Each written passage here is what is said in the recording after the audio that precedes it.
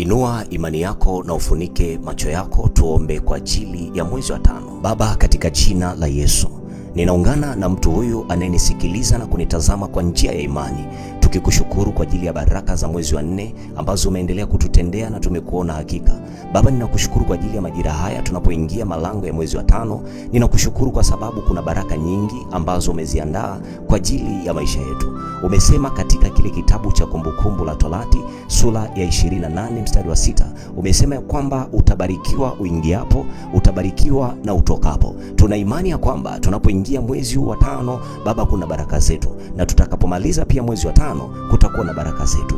Bwana, ninaleta biashara zetu mwezi wa 5, ninaleta kazi zetu mwezi wa 5, ukatubariki tunapoingia mwezi huu Bwana, tukayaone matokeo, tukazione baraka, tukazione neema kwenye kila eneo la maisha yetu. Bwana, tunaomba ulinzi juu ya familia zetu, tunaomba ulinzi juu ya wazazi wetu, tunaomba ulinzi juu ya watoto wetu. Bwana, tunapoingia malango ya mwezi wa 5 tukazione baraka Jehova, na kama kuna milango yoyote ya adui iliyowekwa kutuzuia tusiweze kupokea baraka, tusiweze kupokea neema, tunaiharibu hiyo mipango ya giza. Baba, tunakwenda kinyume na roho za ajali, roho za magonjwa, roho za mapepo, roho za majini, tunazizika chini kwa mamlaka ya jina la Yesu Kristo wa Nazareti ali hai. Kupitia mwezi wa 5 Baba, tukaongezeke baraka za mwili na rohoni, na chochote tutakachokifanya Mungu ukatubariki, ukatuinue, na mkono wako ukawe pamoja nasi tunapoanza mwezi huu mpaka tutakapomaliza mwezi huu. Tunakwenda kinyume na mipango yote ya adui. Baba, tunajua kwako tuko salama. Nenda ukatubariki kwenye biashara, nenda ukatubariki kwenye kazi.